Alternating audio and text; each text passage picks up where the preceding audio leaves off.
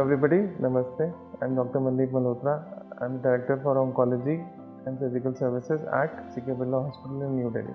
This is a story which I wanted to share with you. This is a story about a middle-aged lady who had undergone surgery around 2 years back. So surgery was for gynecological cancer.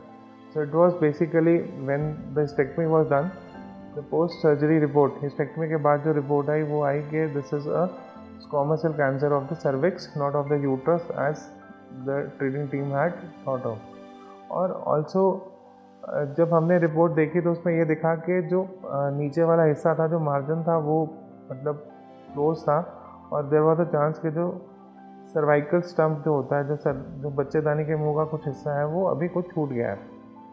तो patient जब हमारे पास आए तो obviously surgery हो चुकी थी और post surgery changes भी थे और रिकवरी का भी इशू था एंड जो थोड़ा सा लैटरल वॉल्स में स्प्रेड होता है वो भी था. So obviously the patient was asked to get complete the treatment in form of chemo radiation.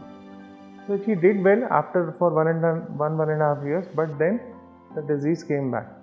So this was basically when she came to us again after 1.5 years.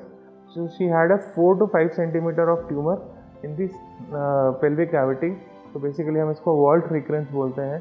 जो tumour था वो वापस आ गया था और at that point of time pain भी था. पीछे जो स्टूल था, जो पॉटी था, उसमें भी ब्लड आता था और ऑब्वियसली यूरिन में भी प्रॉब्लम थी. एंड बेसिकली जब हमने इवेलुएट किया तो this was her growth which was there at the pelvic cavity, that is vault.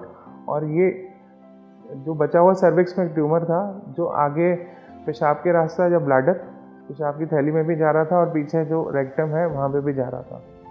तो then we embarked upon new adjuvant chemotherapy along with targeted therapy and immunotherapy. So हमने एक mixed regime बनाई. इसमें हमने basic standard chemotherapy Taxol platinum, इसके साथ हमने high dose IV vitamin C और साथ में हमने low dose immunotherapy that is nivolumab plus anti angiogenesis जिसके लिए बोलते हैं.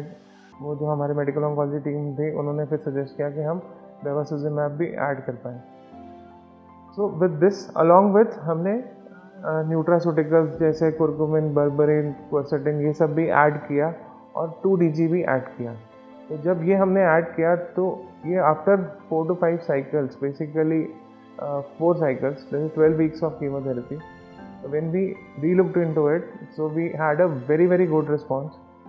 और हमें ऐसा लग रहा था कि जो हमने स्कैन कराया तो उसमें जो पीछे इंटररेक्टम के साथ प्लेन था वो बन गया था और ब्लैडर के साथ जो था वो भी ऐसा लग रहा था कि छूट जाएगा. तो जहाँ हम पहले सोच रहे थे कि पेशेंट का पूरा नीचे वाला हिस्सा निकलेगा, पेशाब का रास्ता अलग थैली में बनेगा, लैट्रिन का रास्ता अलग थैली में बनेगा, तो ऐसी चीज़ों की आशंका कम हो गई थी. जब हमने सर्जरी के लिए लिया पेशेंट को तो सर्जरी के अंदर जो पेशाब का रास्ता, ब्लैडर का प्लेन वो क्लियर था, जो लैट्रिन के रास्ते का प्लेन था वो भी क्लियर था. और जब हमने वो एरिया जो अफेक्टेड एरिया था उसको हमने निकाल के फ्रोज़न बायोप्सी के लिए भेजा तो उसमें हमें ये दिखा कि सारा कैंसर जो है, there was no active cancer cell, all the cancer cell was responded well to this therapy and we were just seeing, मतलब जो सेल नेक्रोसिस था, कोई भी एक्टिव ट्यूमर सेल नहीं था. तो कैंसर कंट्रोल बहुत अच्छा हुआ. सेकेंडली लैट्रिन का रास्ता, बच्चेदानी पेशाब का रास्ता भी बच गया. पेशेंट अब रिकवर भी कर रहा है आराम से.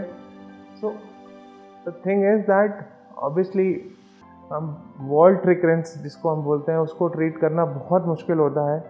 मेरे भी लाइफ टाइम एक्सपीरियंस में ये पहली बार हुआ है कि हमने वॉल्ट रिकरेंस में हमने न्यू एडजुवेंट थेरेपी ट्राई करी. और न्यू एडजुवेंट थेरेपी मतलब रिकरेंस सैल्वेज सर्जरी से पहले, और उसका इतना अच्छा रिस्पॉन्स हुआ.